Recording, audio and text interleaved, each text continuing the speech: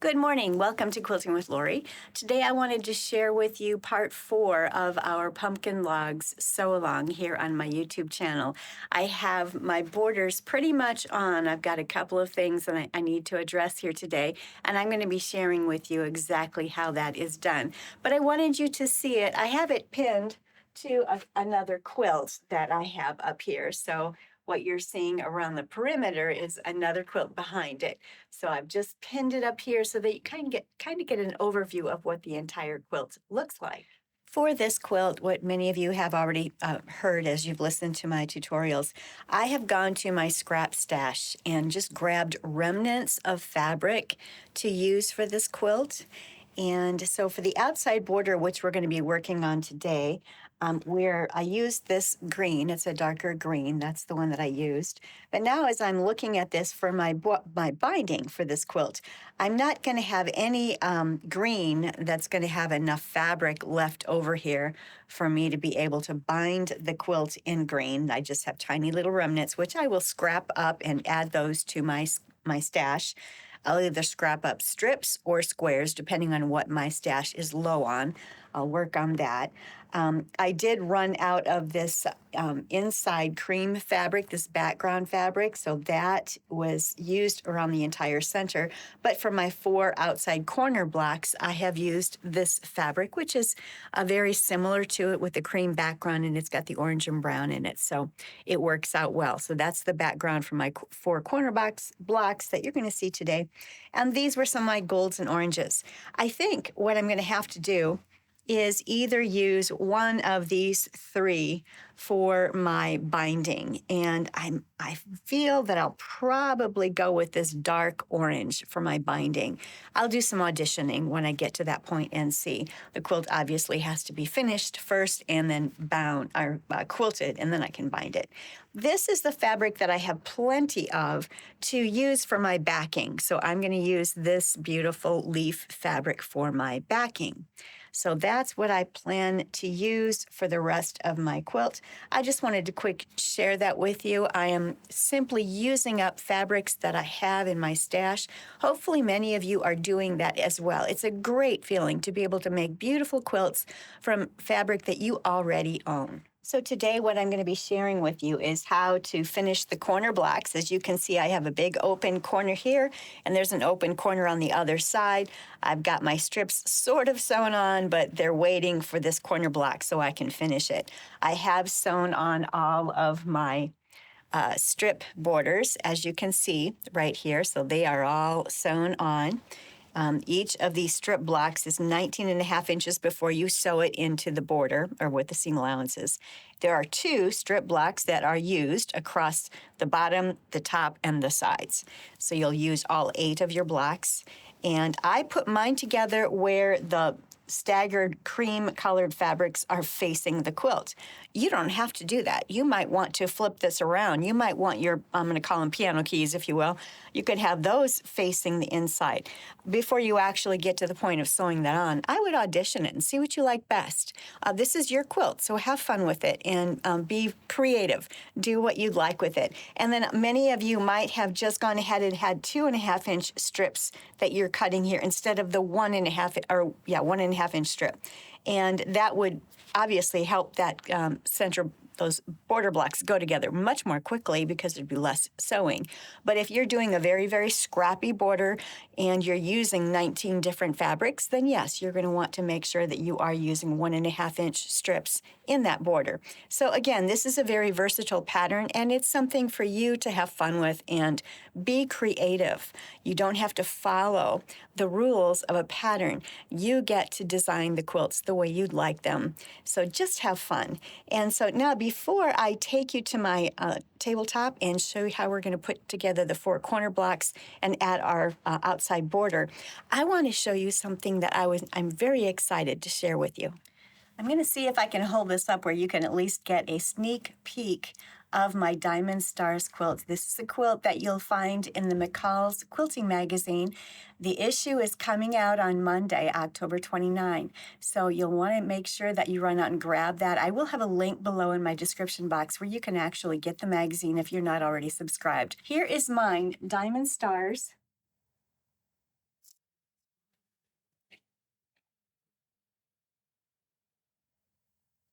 So you'll find that in the pages 44 through 49 of the McCall's magazine, and here is the magazine. So I hope that you'll grab it. There again is a link out on my site that I'll share down in the description box for you.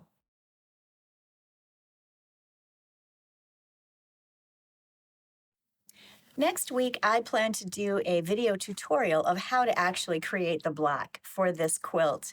I did mine in Y seams, and that is how the magazine printed the pattern. But I do have a way to make this beautiful block. It's just one block for that entire quilt center. But I have a way of making that block without using any Y seams. It is so fast and fun. And it's great to see just 16 of these blocks come together to make this beautiful quilt. And then, of course, there are the outside border, which is really fun. It's a bunch of diamonds. No Y seams involved at all in the outside border. So I'll be showing you that next week. So stay tuned. If you haven't subscribed to my channel, go ahead and hit subscribe and hit like and comment below. I'd love to hear from my viewers. But that way you'll see when I put out this video that shares with you how to make this quilt that you'll find in the McCall's Quilting magazine. This is the Winter 2025 issue. And it just came out, or it will be coming out on Monday, October 29. You can actually purchase those magazines already through the link that I have included in the description box. Now, let's get started on week 4 of our pumpkin logs corner blocks. I want to share with you how to make those beautiful applique corner blocks. So here are some of the supplies you'll need. It's basically the same as week number 2 when we made our center block, the pumpkin and leaves block. It was a larger block on week number 2 because it was a center block. It was a 9.5-inch square block. However, this week we are making 4 6.5-inch corner blocks that are basically the same pumpkin and leaves block, but the templates are obviously smaller. So you will have a template download and you'll have the pattern download. So those of you who have registered for the class, you will have received all of the PDFs that you need for all 4 of these classes. And some of them have templates. Week 2 and week 4 have templates, but they all have instructions. So make sure that you're following that. There's also a supply list. I think there's a total of 7 downloads when you do order this course. In fact, this is a class that you can take at any time of the year. It will always be out on my channel. The pattern will always be available.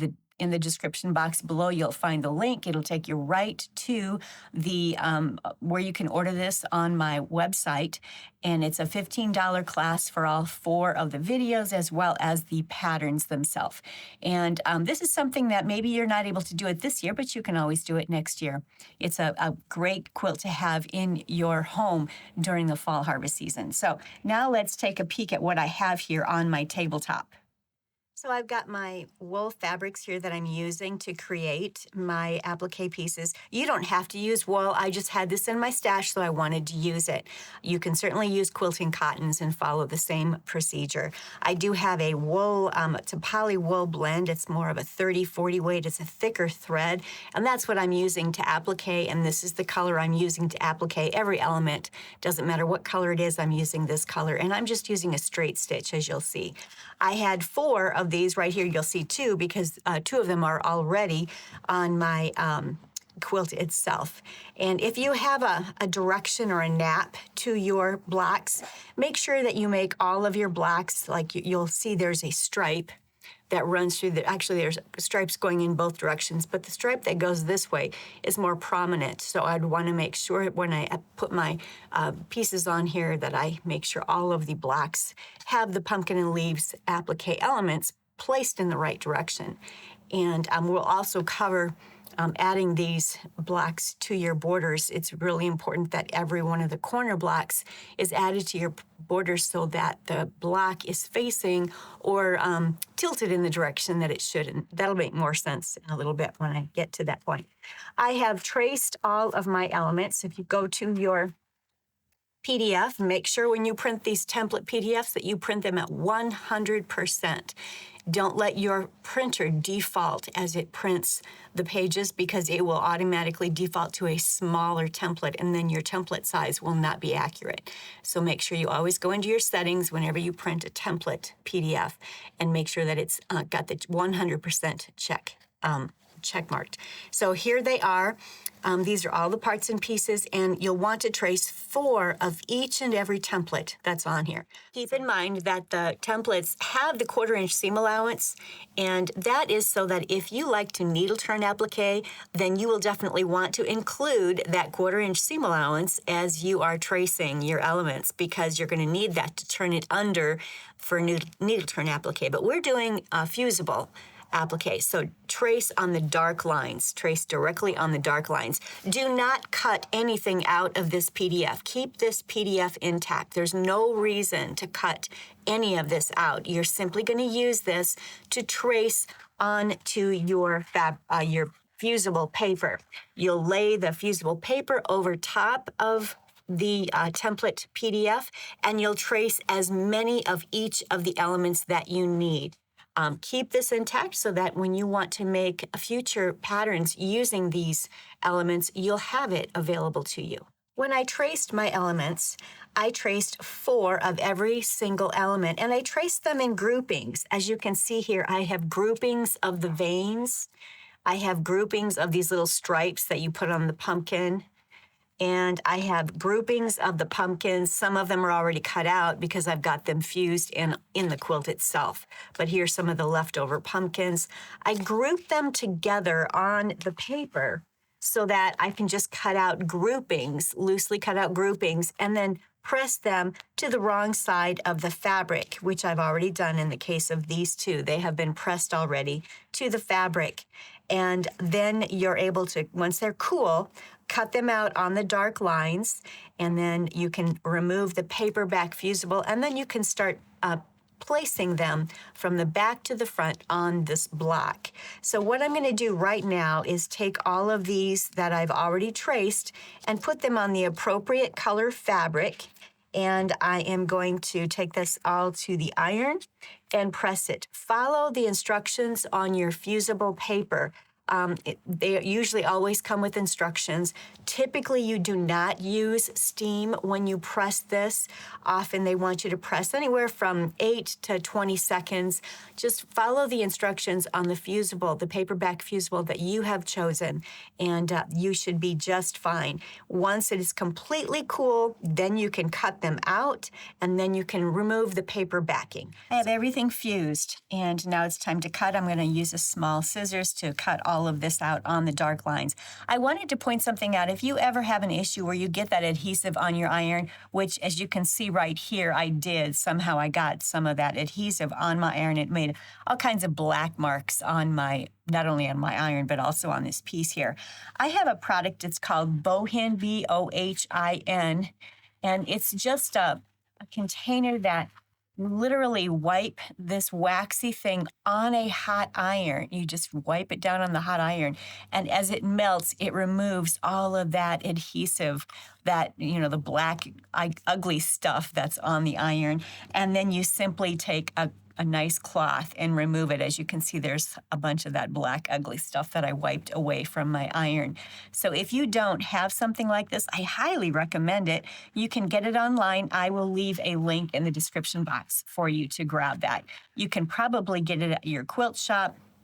I've gotten this many years ago. It was only $4.69 when I bought it. I have no idea right now how much it is, but in the link in the description box, you can follow that link and it'll tell you where you can get it, probably on Amazon. I'd highly recommend grabbing it. So now I'm going to go ahead and cut all of these out, and I'll show you all of this here in just a minute as I've finished cutting.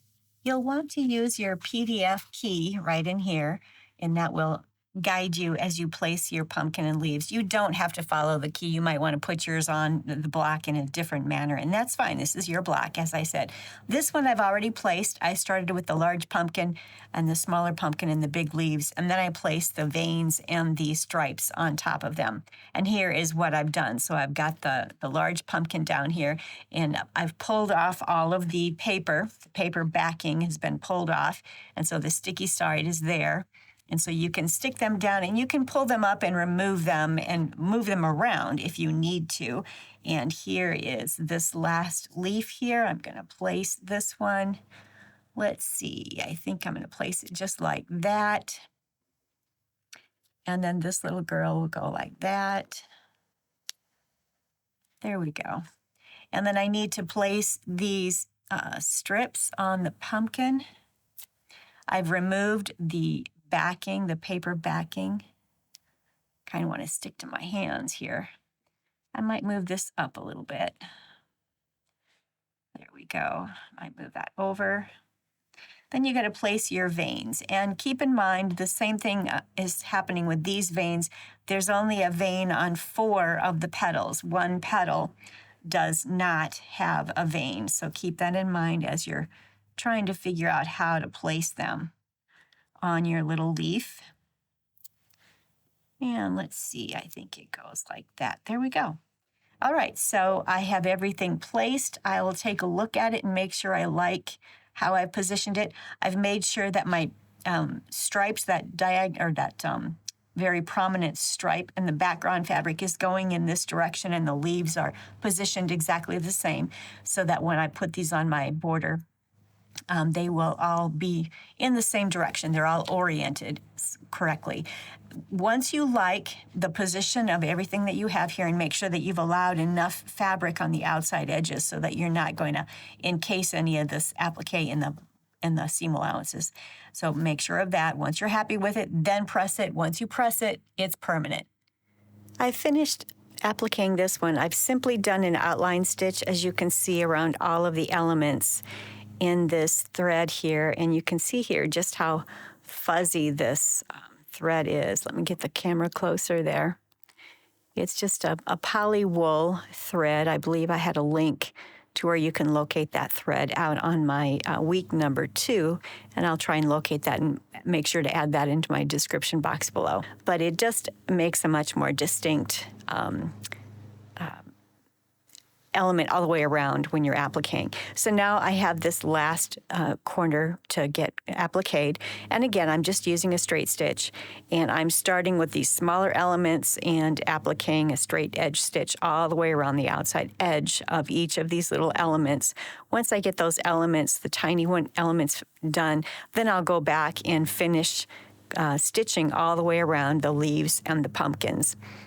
You want to do these small elements first so that they don't accidentally come off as you're working with the rest of it. So I'm going to go ahead and just edge stitch all the way around using this fuzzy poly wool thread, and it will end up looking just like this one. And then I'll be done with appliquing of all of my blocks. And just as a quick review, whenever you start and stop, you want to bring your bobbin up. So you see here, I've got my bobbin, I brought it up. Bring it to the top, and then you're going to want to do a locking stitch.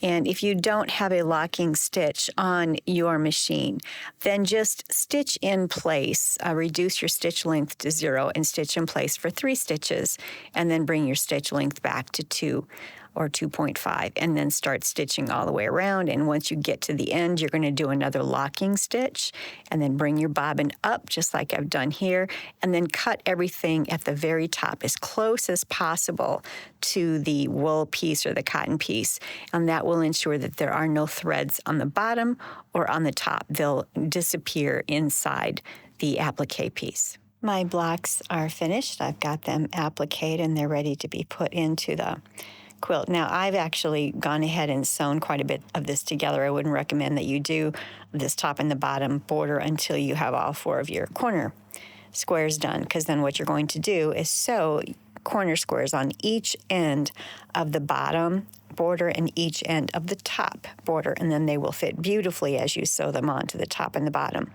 So as you can see, I still need to accomplish that. One thing to keep in mind when you're sewing your corner blocks to your borders, make sure that you're orienting this block properly so that it matches the direction of the corner block, or excuse me, of the center block in your quilt. So just pay attention to that if you want all of your blocks to look like they're going in the same direction or that they're oriented properly. So I am going to stitch, and this is what you'll do. You'll stitch this right sides together to that border on both sides. So you'll have one of each of these on both sides of the top and bottom, or on the two sides. It doesn't really matter which border you put on first. So you'll simply want to sew two of these border squares together and attach two of them to the top and bottom or to the two sides, whichever. Then you're going to sew all four of your corner squares to the remaining two borders, and they're going to go on each end of the remaining two borders, and then those remaining two borders will now fit on the center of the quilt. And I've done a lot of that already, and I'm going to go ahead and finish sewing these on and put them together so you can see that. And then the very last thing we're going to do is simply get our dark, in my case, I'm using a dark green outer border. It's a 1.5 inch wide strip that I'm putting on the outside edge of the entire quilt. And of course, you can use any colors that you choose. I've put in my blocks. They're facing this direction. This is the bottom of my quilt. And I've also finished attaching the outside border. The PDF gives you the size requirements for your outside borders. As you can see, I've used green. I just have to finish attaching this last one here. So I'll sew that on there on both sides, and I've left a little extra. Here's just a little glimpse of my quilt just kind of thrown here on the table. And it's ready to go. I can't wait to get it quilted, and I really look forward to seeing all of your quilts. So please don't forget to post your pictures of quilts on my Facebook group page, Quilting with Lori, Scrap Up Your Stash. Link is below. I'm so excited that you've joined me this fall for this sew along, and I do have another one coming up this winter, so stay tuned for another beautiful sew along that I will be conducting in a couple of months for a winter quilt. So until next week, happy quilting.